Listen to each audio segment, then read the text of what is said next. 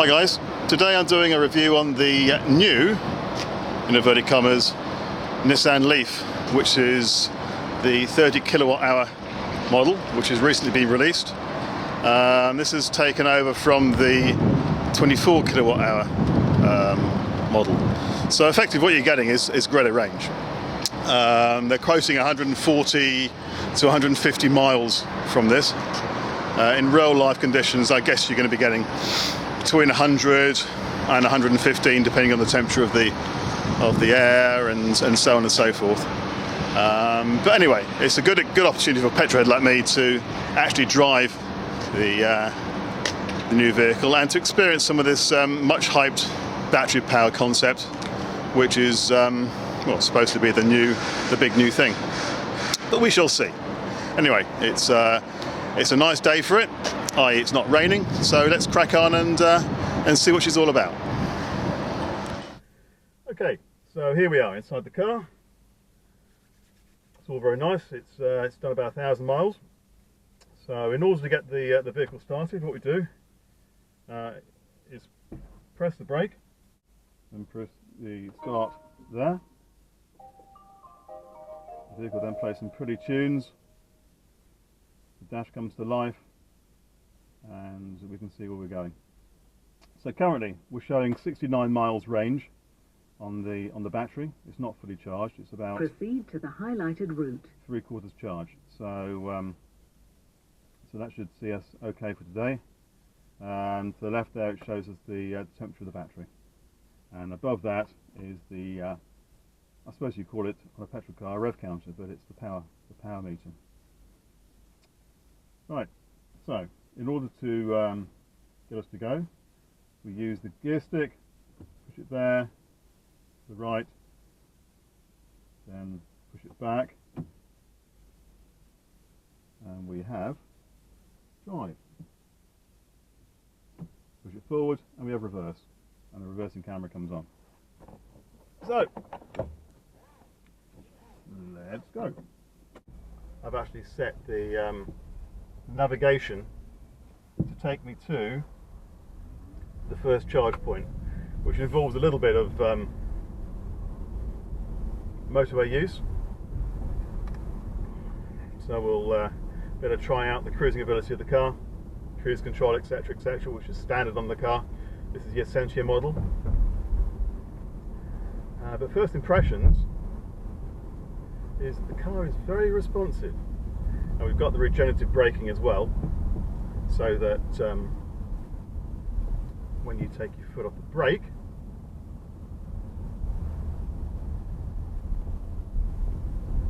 it automatically puts a little bit of charge back into the battery. turn left. Here, but no, this is very nice. Very quiet, as you would expect, being an all-electric car. It rides the bumps nicely. Quite floaty, but I guess that's the result of the battery pack, which weighs a not inconsiderable amount of weight. But like I said, we're at the 30 kilowatt hour Mark II version, or I should say Mark III version, which gives us a little more range, a little greater range, and a little more security in terms of knowing how far you can go. Because a lot of people's worries in these cars has been end of the road, turn left. It's been the range. It's range anxiety, they call it. Everyone's on about range anxiety this, range anxiety that. You get in the car and you think, oh, it only does 100 miles, I'm going 150 miles. Turn left now. And the way to think about it is the fact that you've actually got a smaller fuel tank. Okay, even in a petrol car, you've actually got a smaller fuel tank. You're effectively running something like three gallons. You're holding 3 gallons of fuel. So hence the reason why you're doing around about 120 miles to a tank full. So I think if you can get that into your head, then it's all pretty much plain sailing from there on in. I'm a confirmed petrol head, so anything like this is totally new to me and totally alien. But what I'm going to do, I'm going to drive up to the outlet, which is Ecotricity. I've got a card, and I'm going to charge. I'm going to show you how the charge point works. what it's about and everything else, how easy it is to charge the vehicle. See the flashing lights. There's 3 flashing lights on there which will flash once we plug in. It's just so quiet when you pull away. I know I'm stating the blindingly obvious here, but it really is. It's really quite, it's fun. I'm enjoying this. I'm enjoying it a lot. So what else can I tell you about this car while we're sitting at the lights? Well, at the moment there's a £5,000 grant which is payable by the government, which reduces the car down by £5,000, which is available up until the end of February 2016. When you go to the 1st of March, that drops down to £4,500, so from £5,000 to £4,500. And I suspect that the government will keep ratcheting the payment back, which is a bit of a shame because, you know, the base price of the cars aren't cheap, and you need to factor that into your buying criteria when you buy. So effectively, you're paying another £10,000 or so more for the equivalent car. Well, maybe not £10,000. Let's say £7,000 more. There's 2 options you can have. You can either lease the batteries, which results in a lower monthly payment or a lower purchase cost, or you can buy the batteries outright, which is included in the price of the car, which puts an extra amount of money on top of the price. Obviously, the advantage of not leasing the batteries, you don't pay whatever it is each month just to lease the batteries. Yeah, she drives very nicely. Very, very nicely indeed. See, we've gone down 1 mile on the range from 69 to 68. We've probably done about a mile anyway, which is fine. You can see there that I'm driving that well that I'm starting to build a tree. If you drive very carefully in these cars, you can actually build a tree, which shows your green credentials, or underpins your green credentials, or whatever. So at the moment, my green credentials are impeccable, and the tree is growing nicely. I wonder how many trees I'm going to have grown by the time I get back. Probably not that many, to be quite honest. But what I'm more interested about, and as I'm sure you are, is what's it like to drive? Well, it feels like any other petrol car you've driven, but quieter. The response is really very good. It rides well over the bumps, it's quiet. If you're looking for a car to throw around the roads, I don't think this is going to be the car for you. But if you do a number of journeys which don't entail more than, say, 100 miles in a day, but that's fine. And even if you do more than 100 miles in a day, you can charge up. You can charge up from empty to 80% in about 40 minutes. It then switches on to trickle charge. That's the 50 kilowatt hour chargers, which you find on the Ecotricity highway, dotted around the country. You can pull them up on your computer and see all the various locations. So looking at the dashboard, you can see the battery temperature is still very low. The power meter, i.e. rev counter, is static really. You can just see it moving up a little bit. So I put my foot down, you can see the more dots going on the rev counter. And on the right, you can see the range is now 67 miles, which again is, we've probably done 2 miles, so it seems to be pretty accurate. The sat nav is now routing me towards the nearest charge point, so that we can put a bit of juice back into the batteries and see if we can get a 50 kilowatt hour charger, which, you know, give us 10 minutes and we'll put 20% back in the car. Yeah, it's just like driving any other car, but it's just very, very smooth, very, very quiet. I like it. Thumbs up. Now, as I take my foot off the accelerator going down this hill, you can see on the dash it's gone into the green, so it's regenerating charge, which is going back into the batteries, which will, on a long enough descent, that 67 mile range will then go to 68, and then 69, and then 70. So we'll see if we can get it to move up to, I don't know whether you can actually see the dashboard, but see if we can get it to move up to 68 miles by going down this hill without. In about 400 yards, there is a roundabout. Take the second exit, then turn left. Without putting our foot on the accelerator, so you can get charged up to 68 for this roundabout. I'm not sure we're going to do it. There we go, 68. So it's regened another mile back into the batteries, which is quite interesting. So we've got a free mile for nothing going down that hill. Now to find the charge points. I can see them. There they are. There they are.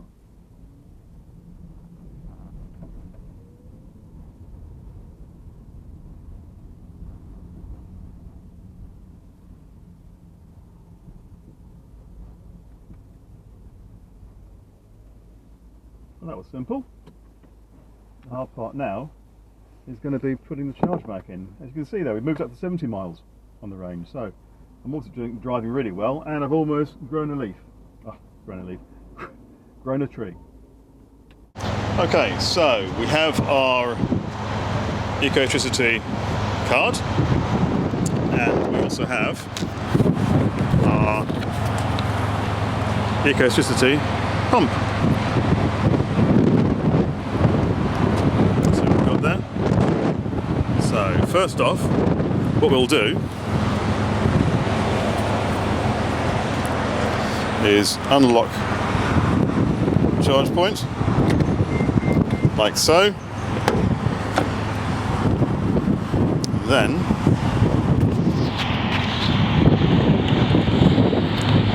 unlock that, which exposes the Go Faster jobby, which should be 50 kilowatt hours. And we'll go for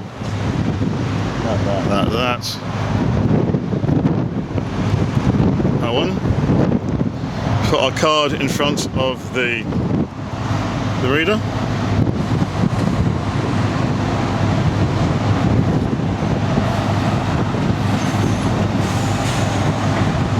And it's now saying connect. So let's give that a go. So we should, in theory,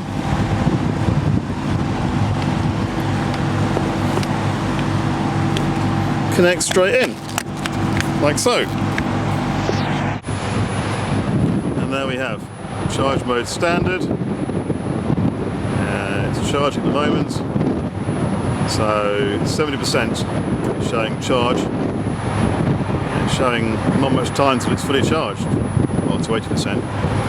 This is charging at the 50 kilowatt hour charge rate. You can see there the lights are flashing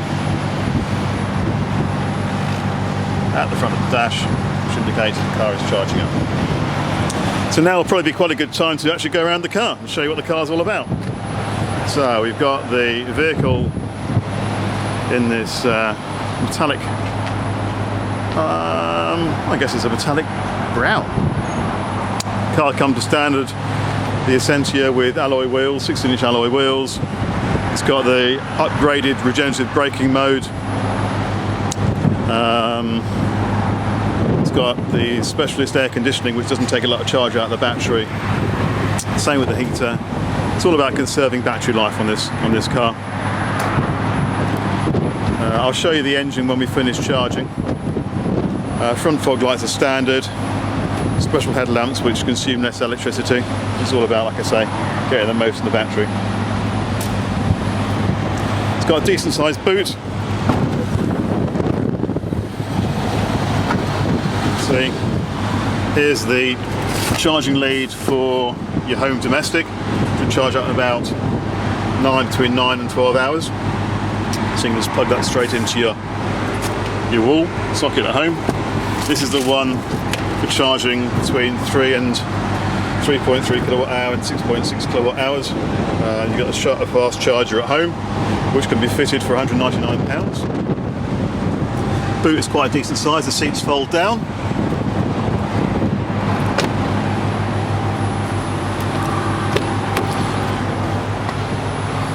inside the vehicle. Close the door. Whether this will actually work while we're charging, I don't know. Oh, there we go. So we can see already we've got 73 miles range in the battery, so it's going up pretty quick. We can't start the car obviously until we take out the charge point, which is fairly obvious. We don't want to be driving away, dragging that thing down the motorway. Proceed to the highlighted route. So what have we got here? We've got the power output there, which is akin to your rev counter. We've got the range here, which shows how much distance you can go, 73 miles at the moment. To the left we've got the battery temperature. Up here we can build trees, miles an hour, and then to the right of that the time and the temperature outside. We've got a really good sat nav here.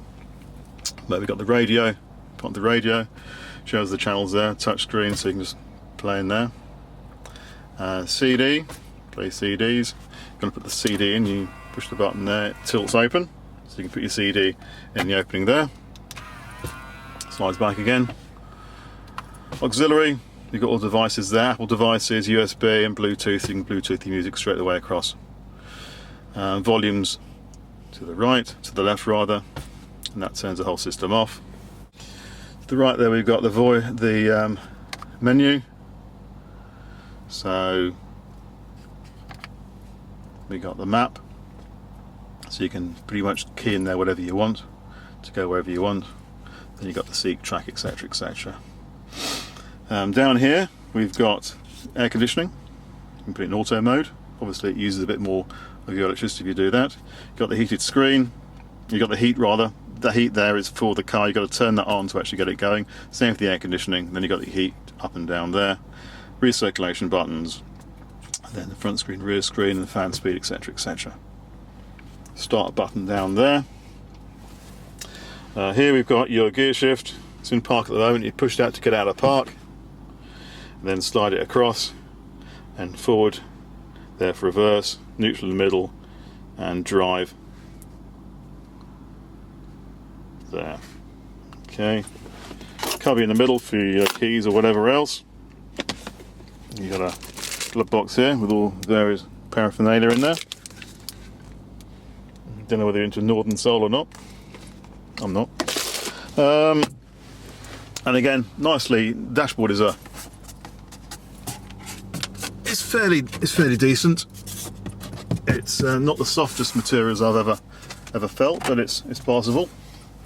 Plenty of room in the car. Plenty of room. I'll just go and jump in the back, and you can see for yourself.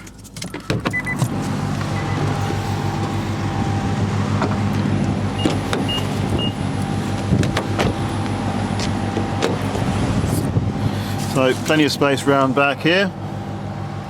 Seats obviously fold down as well if you need more space in the boot. Let me jump in the back and we'll see what sort of space we've got. Yeah, plenty of room. If you look at there, plenty of space back down. 5'9", so I guess if you're 6 foot you might struggle a little bit if you can sit back.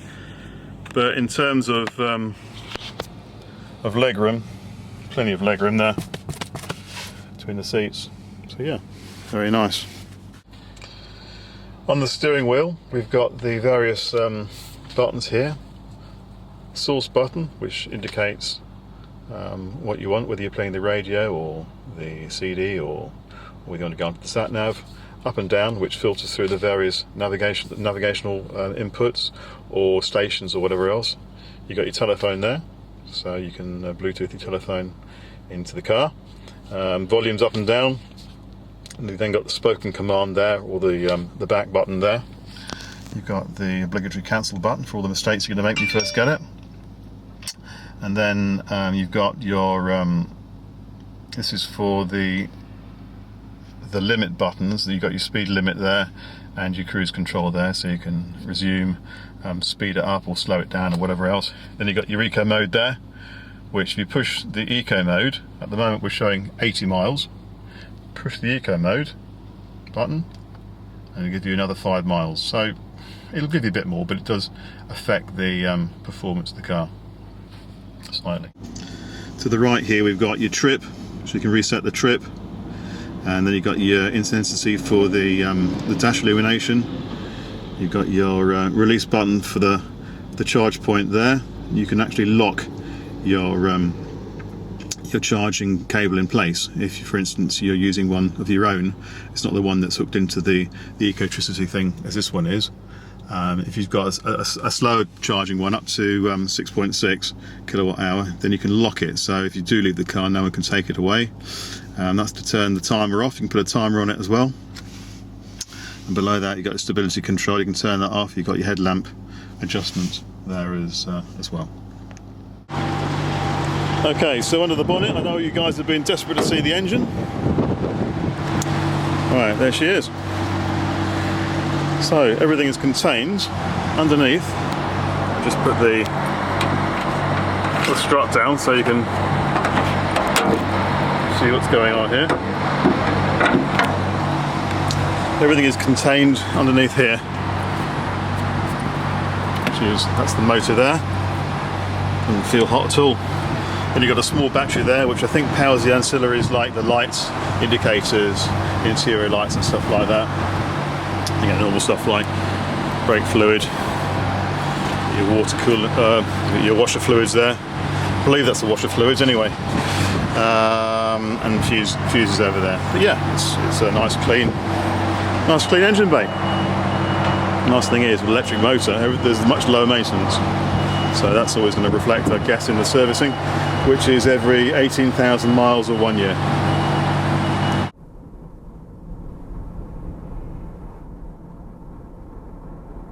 So, my foot on the ground, 50, 52, 54, 56, 59, 61, 63, 65, 66. So it's picking up quick, that's 70 already. 70. It's up to 80 pretty much, isn't it?